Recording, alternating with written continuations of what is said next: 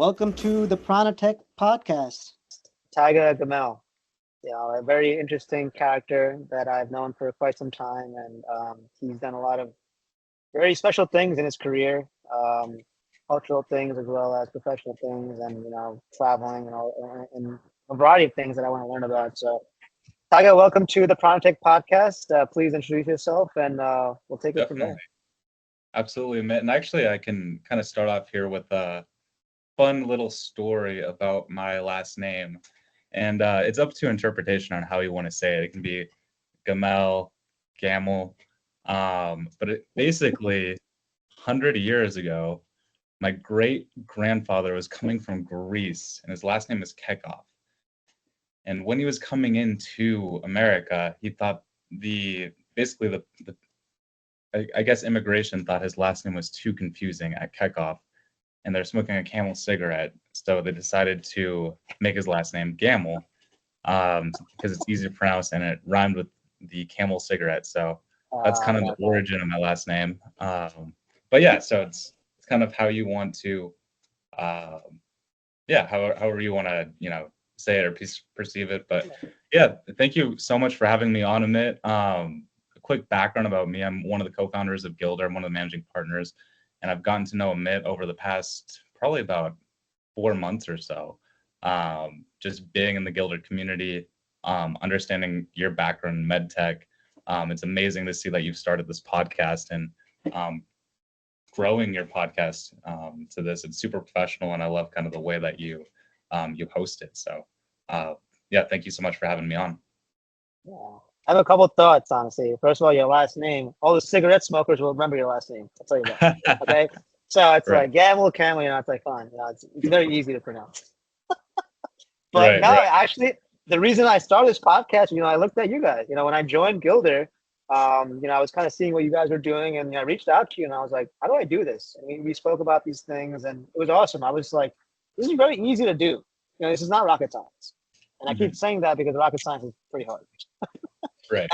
And it's one of these things where it's like you want to reach out to folks without really expending too much time. Obviously, this does take a lot of time in terms of editing and all these things, and there's a cost value in terms of time, also money if you want to outsource it.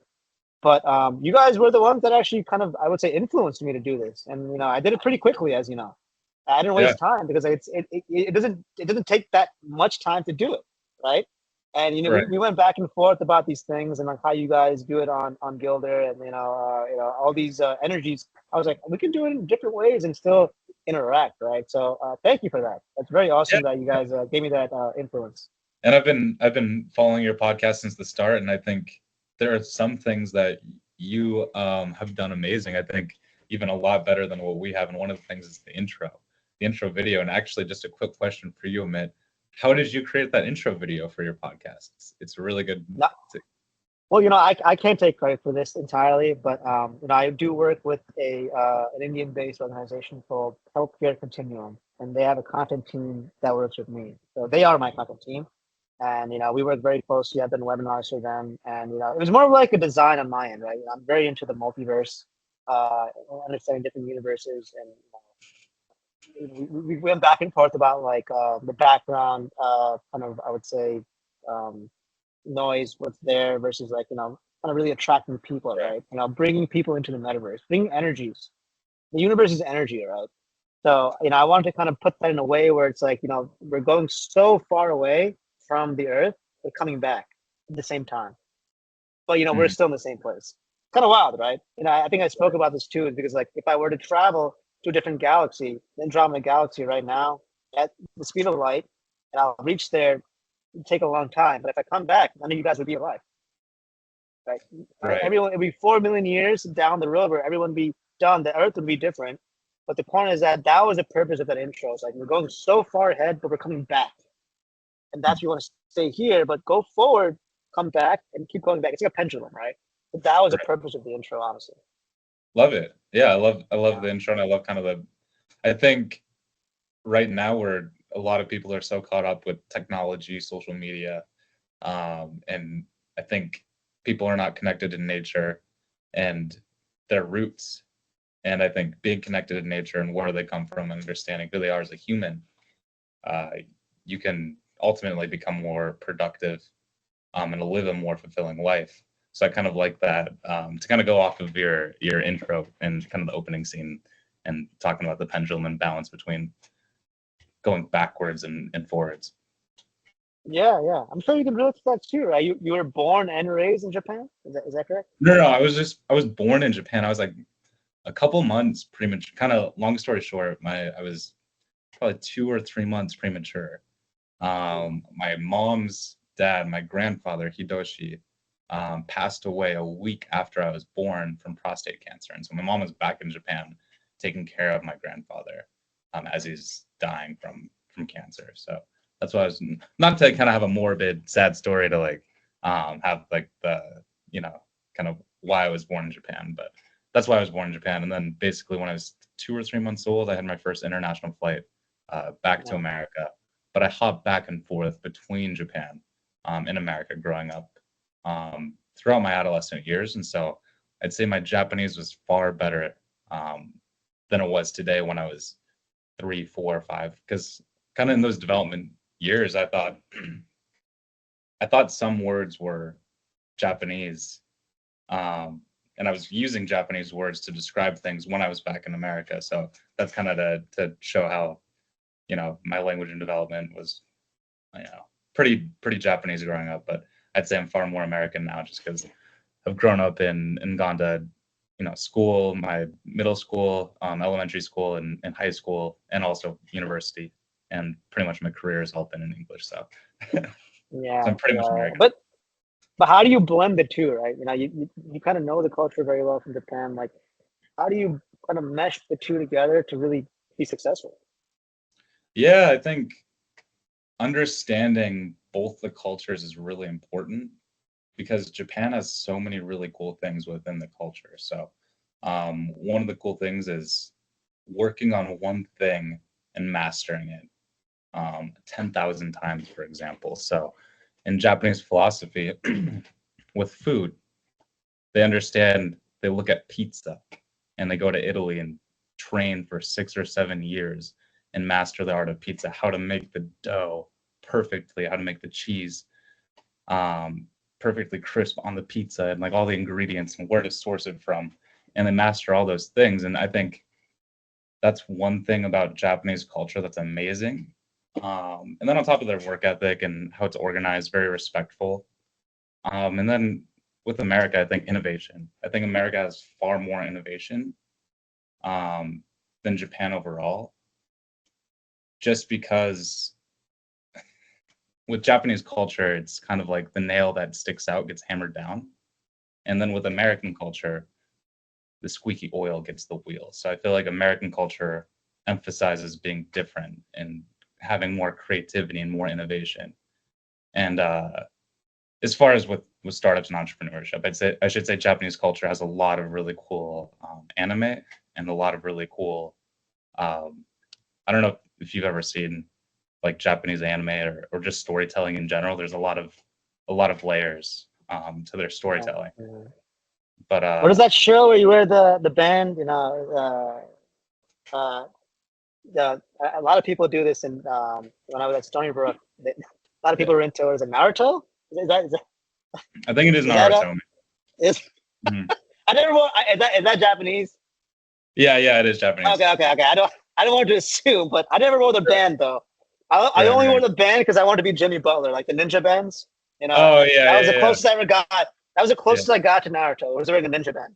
Okay. Playing basketball, but they didn't Right, fit me, because I'm not Jimmy Butler. Right. But yeah, no, I think finding the right balance between because there's amazing things about Western culture and Eastern culture, and I think finding a justifiable medium between the both has made me more successful, and I can be really adaptable. And I think another thing about Japanese culture is their work ethic. They're willing to go to work like 6 or 7 days a week. They're willing to work 70 hours a week. The work culture is a lot different, and also their education is a lot different. So like their K-12 education, I mean, they're in school for 220 days out of the year, and I think in the States we're in school for 180 days out of the year. But for math, science, reading, for K-12 education, they're ranked a lot higher, and same as in South Korea. And then additionally, like on the kind of Western culture front, Finland and Scandinavia is ranked really high for their K-12 education. Yeah. And they use Actually, a even more Russia too. Russia is what 79% literacy rate in the world. wow. Yeah, Yeah, that's it's crazy. amazing. Yeah, Yeah, so I feel like, and then America, like we're, I don't know, like I'm not exactly sure the statistics, but I think we're well into the teens, like 15, 16, 17, as far as like math, reading, and science. And so, so it's finding the right balance between like the Scandinavian methods, which is more Socratic, and more laid back, and then kind of like the South Korean, Singapore, Japan methods of society where it's more intense, but finding the right balance between the two. yeah. No, it's definitely interesting. But you're also into like martial arts, right? Like taekwondo. So Yeah, how'd yeah. you get into that? It's like are you like like when did this happen? And like why did you do it? Like, what is the purpose of even getting into that Yeah, for you? I mean it's a great question, but I started when I was 4 years old, so I didn't really have a choice. My dad was super into martial arts, and Yeah, he wanted yeah, me to start practicing at a young age and getting really into yeah, something, and so that's when I started getting into taekwondo, as well as judo and boxing. It was around 4 or 5, kind of those younger yeah, years, and I continued on with martial arts up until I was about 18. So yeah. for about 14 years, and became a black belt and competed at nationals. And the Wow. best I did was I got second at nationals, but the thing is I beat the guy that beat me in the finals at nationals at a different tournament, so it was super disappointing that it happened at nationals. But Uh, yeah, so yeah, I had a background in martial arts, and it's a really good thing to. I think it's probably one of the best things to do younger, is because it gives you a lot of confidence, especially when you're traveling or going to new places. Because if you're in places that you're unknown, if you're ever in a situation where you feel threatened, or there's some crazy situation that's happening, which has happened to me for some reason a yeah. lot of times actually, but I tend to Really? go to pretty places like South Africa, or I've been to South America, South Asia, but yeah, I mean pretty much um, yeah, I mean you want to make sure that you're always prepared. Martial arts really gives you that foundation of always being prepared, especially how to defend yourself. So Yeah. Yeah. That's interesting. Okay, can I call you the Karate Kid, or is that no, yeah, for sure. You can call me the Karate Kid. I love that movie. It was a great influence of me. Probably was you know? honestly the influence for my Yeah. dad growing up. He loved the Karate Kid, and he Yeah. yeah. It's I think about the Karate Kid, and actually his name was Ralph Macchio. His name, right? Right. He was born and raised in Long Island, where I was born and raised. Oh, cool. So he's Cool, actually cool. from Huntington, New York. He was born in Huntington, New York, and I've seen him a couple of times in like the Suffolk County area. Like I'll go to the grocery store, I'm like the Karate Kid. It's like Karate Kid. Yeah, and then I put the band on. That's when I put the band on. yeah. Right, right. But it's funny because yeah, it's I've seen that movie so many times, and I think there's an analogy, and this is kind of a joke too, that I see, like when he makes him do all these like things with the cars, and like the wax on wax off. It was a way to make him use chores, but he used the chores, right? It's like you can Yeah, do the same thing with kids. You can say with the kids, like, hey, you do these chores. These are tools for you to actually do better. right. But understanding what the chores He are, was what they using need. it as like martial arts too, because you can use like the wax Right, on exactly. That's the thing. analogy. So it's like, teach, you get for coding, for example, you can teach kids how to code very early, like logic. What is logic? How do you clean the right way? What would you do first, second, third, or 3, 2, 1, right? Whatever it may be. But the point is that um, I think there's an analogy for like younger people where it's like, these things actually are relevant. It's not just like, oh, you do chores for 10 hours a week and then you get paid whatever. It's not about the Right, money. It's about the value of what it does. You agree with that? right. Yeah, I mean, I think for the most part in anything, like people don't buy something for the money, they buy something for the value that they get for it. and money is just kind of the medium that can be exchangeable for pretty much anything. And I think money is pretty much a tool for resources in exchange for resources. And the resources are that value. So they're pretty synonymous to one another. But ultimately, kind of to kind of go into one thing, I think I kind of another background about me. I live part of the year, and this has been happening since 2022. I live part of the year in South America, part of the year in Asia, and part of the year in North America. And it's really interesting to see coming from an economy like the United States and then living in a place like, you know, in South America, like Argentina, where the US dollar, as far as the value of the US dollar, is far more powerful than like the Argentine peso.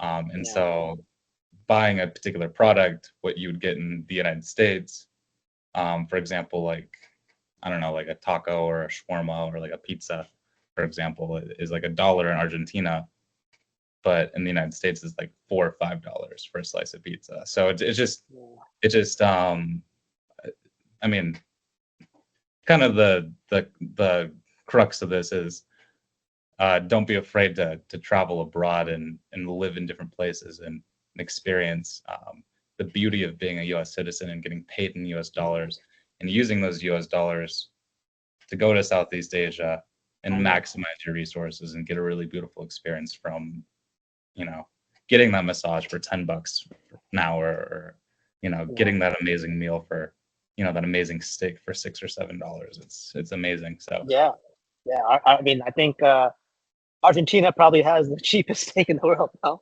yeah, and also but the high quality steak though, high quality. yeah, it's amazing. I've never been. It's wild because, you know, that's the markets that they change, right? Even in India, for example, you know, I'm South Asian. I'm from Bangalore, so, you know, I go there, spend $1, which is about 83, 84 rupees now. You get a great meal, man. You get a solid dosa, nice potatoes, some sambar, some chutney. You hang out for $1. And you meet a lot of good people too. It's funny, you know, and you go there, you're sitting, like, you're standing while you're eating and you're just hanging out. Like, hey, how's it going? It's like, we don't like you. I was like, oh my. So then I switch into my natural language and I speak in Kannada. They're, oh, we like you now. Right. So, no, it's not like that. It's funny because when you talk in English, they're, oh, this guy's a foreigner. But when they look at the fade, they're like, this guy's a foreigner anyway. But why is he speaking my language? So Right. the fade is actually what gives it away, man. You know, they don't do fades like this. The Queen's fade is different, okay? The Queen's fade, when you go to haircut, they don't do that there. They do the fade. They have the fades in northern. It depends on what part of India too, right?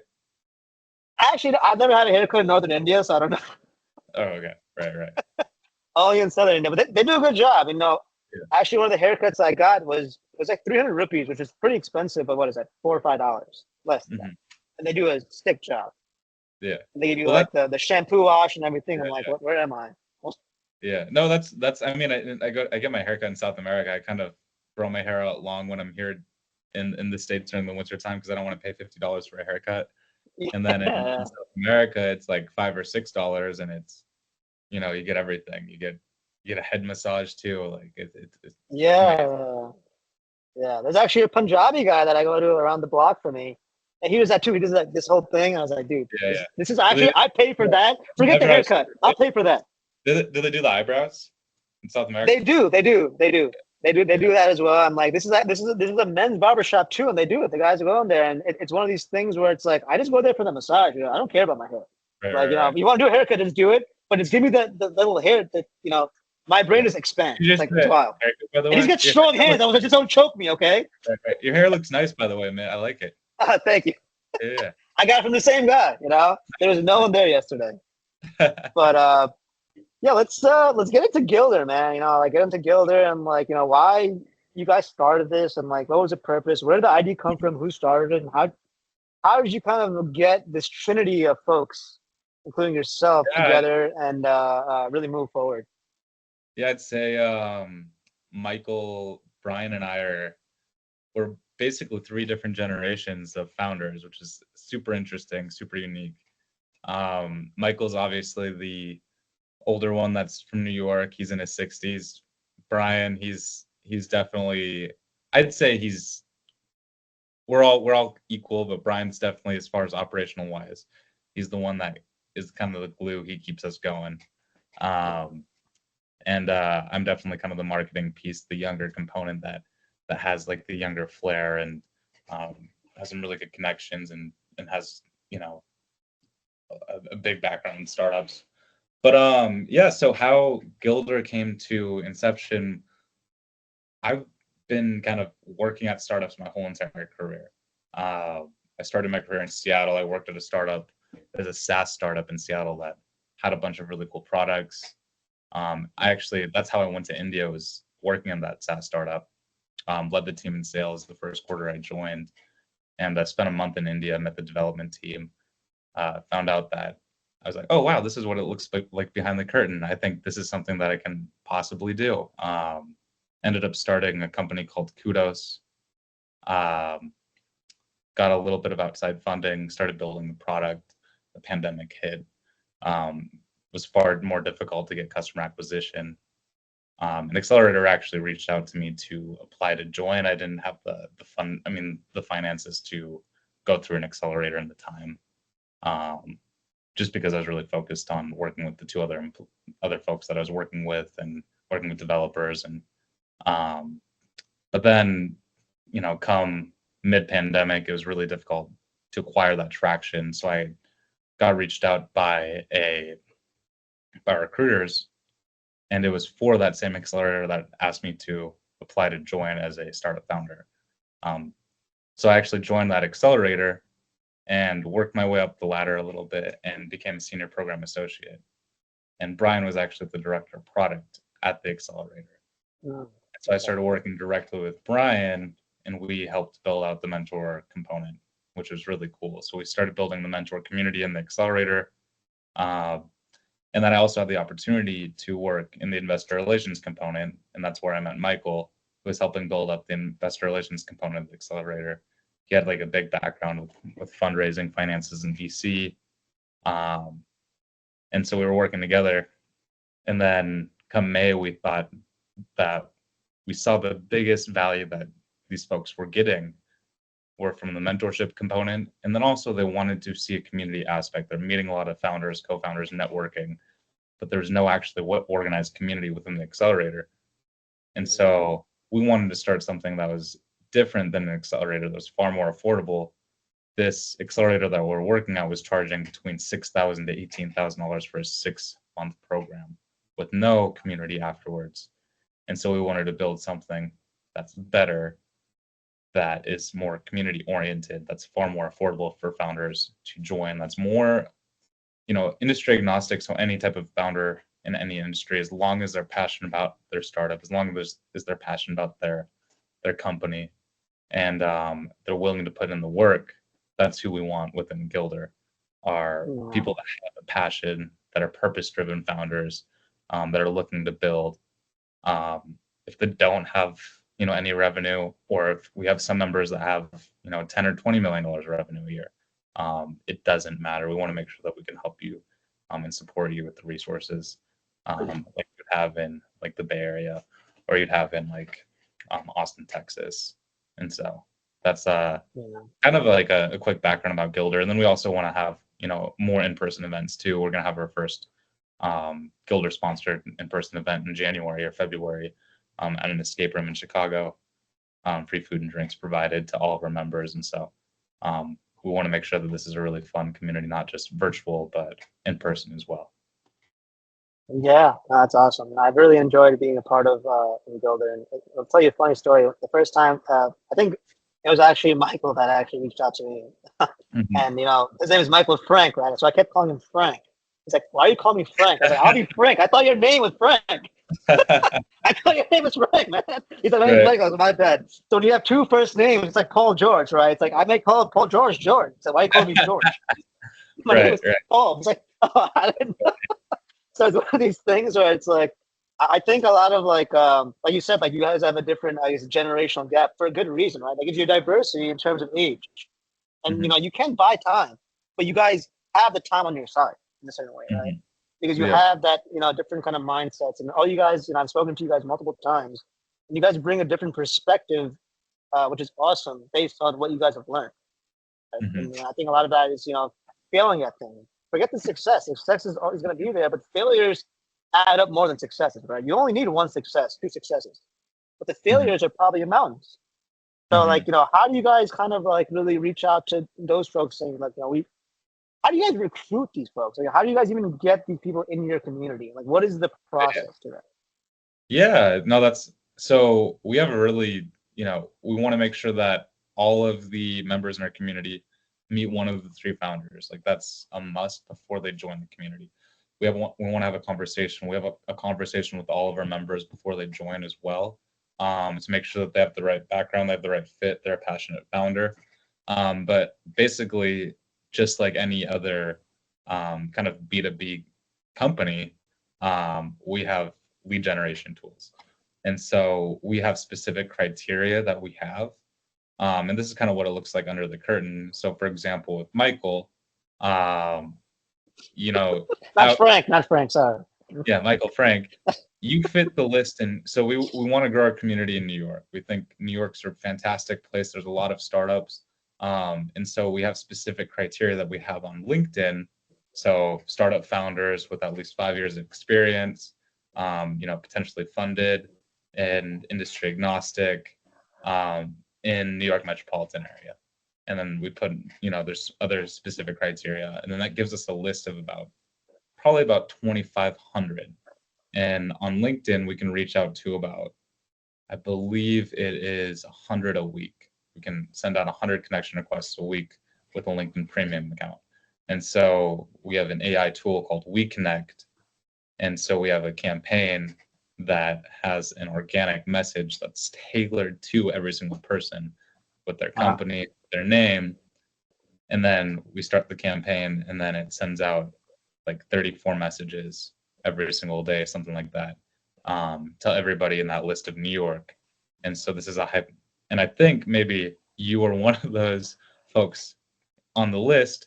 You responded to Michael, booked a call with him, and then that's how we were able to find you. And so that's how kind of technology. It's an AI tool. It's called WeConnect, and it's like $59 a month, and it's essentially like better than us digging through lists and then reaching out, I guess, manually. It saves us a lot of time. And so that's kind of cool. That's how we get folks from LinkedIn.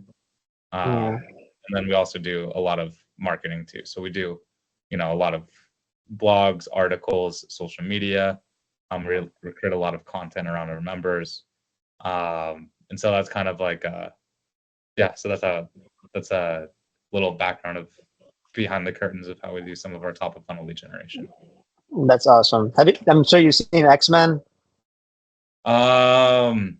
I actually have not seen X-Men, and I need to see You ever seen X-Men? Oh man, okay. So I can't even go into it. There's something that's called in X-Men. There's Professor Xavier who creates a school of, that he puts on this thing called the Cerebro, and he sees all the mutants who are actually very talented people. I'm not calling myself a mutant, but maybe I. Right.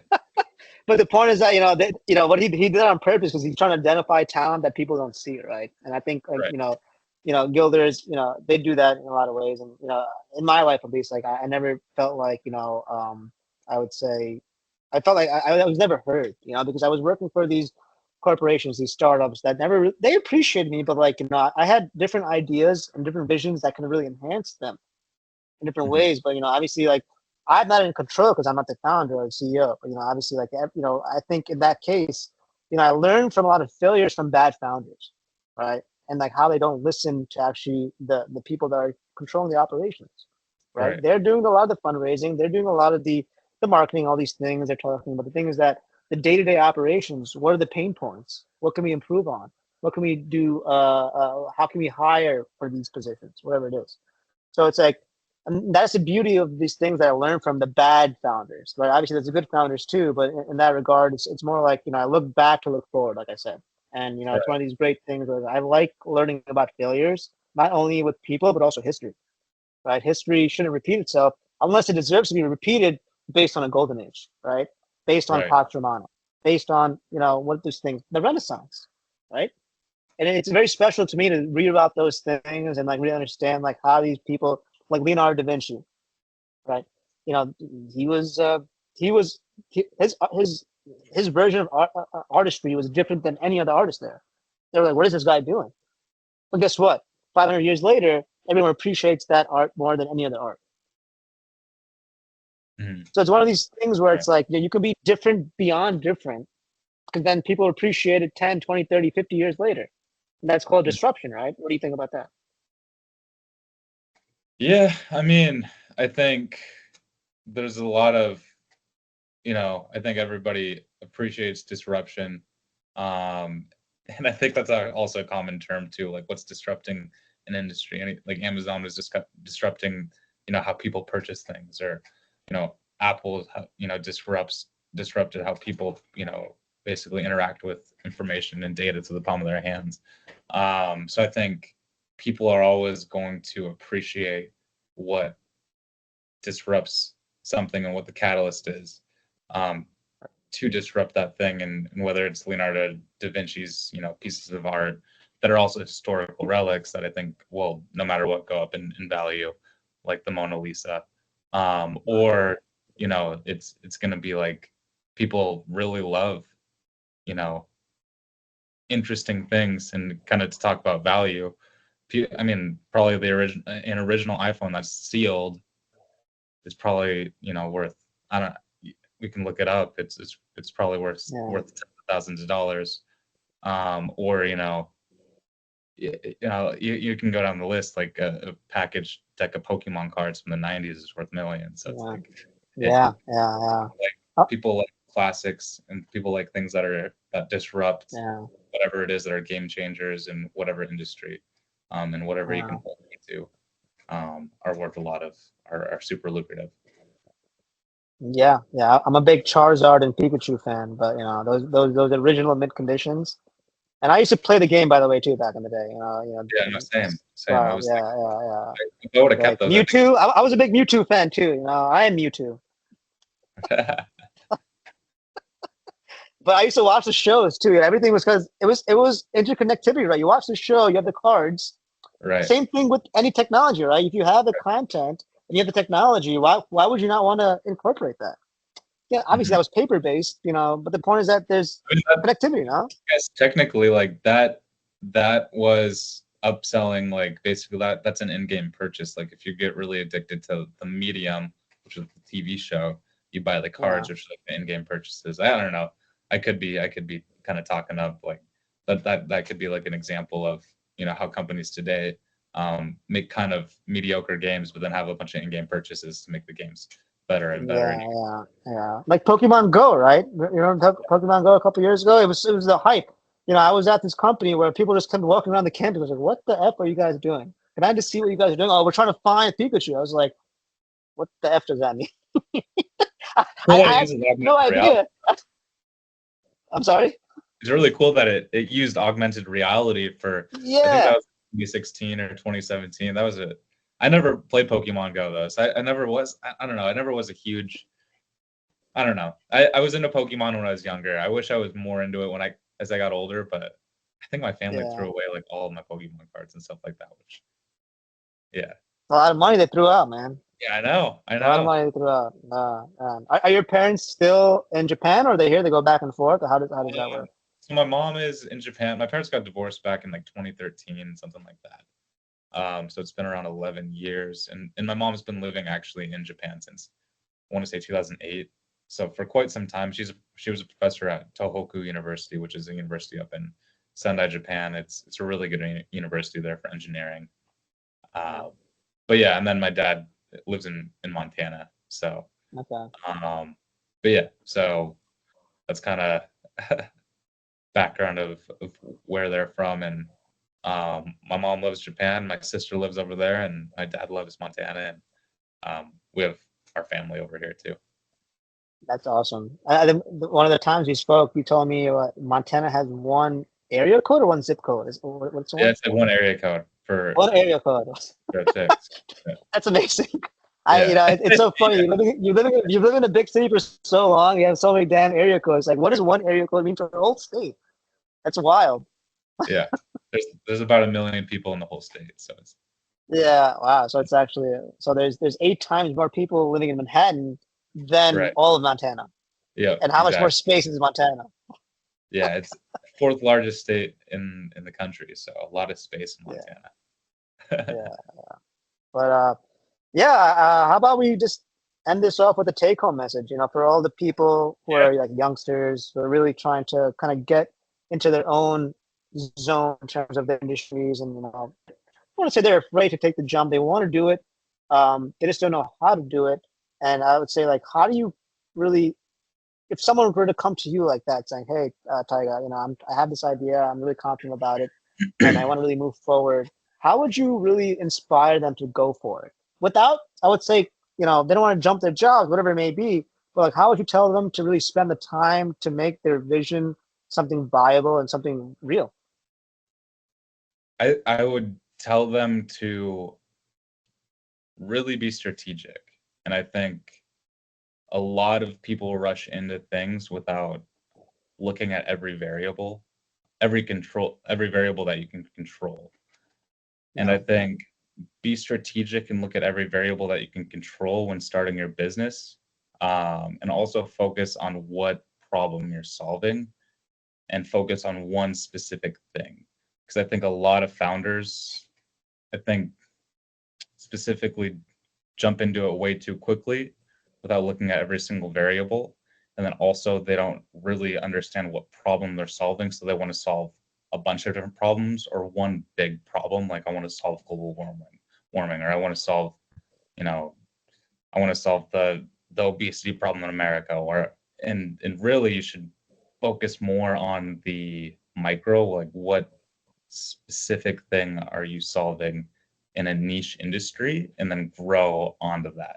So really start off with the micro, and then eventually it'll fall in the macro. And another thing, if you're starting a business, be ready to not have an income for like, potentially a year.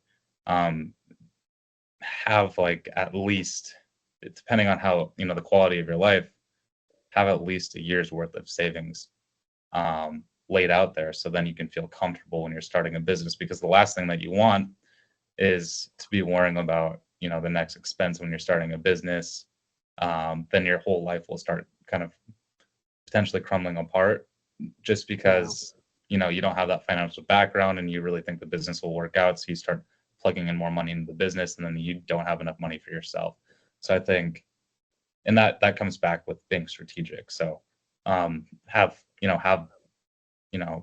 money that will keep you afloat for as long as you need it to be, until your business starts making meaningful revenue, and then you can start paying yourself a little chunk of that meaningful revenue.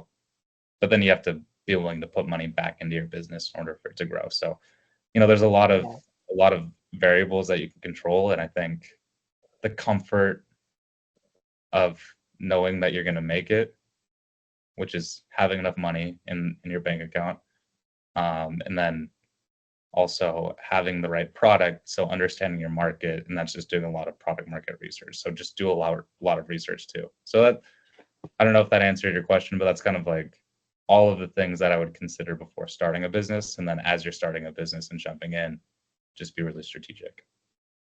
yeah. I think there is no right, no wrong answer to that. It's more like your situation, right? Where you can and can't afford. But I agree with everything you said. It's one of these things where it's like everyone's perspective is different based on what they're going through life.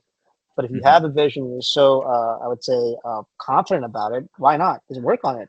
5 hours a day, 20 hours a day, 20 hours a week, whatever's the matter. Whatever you can afford.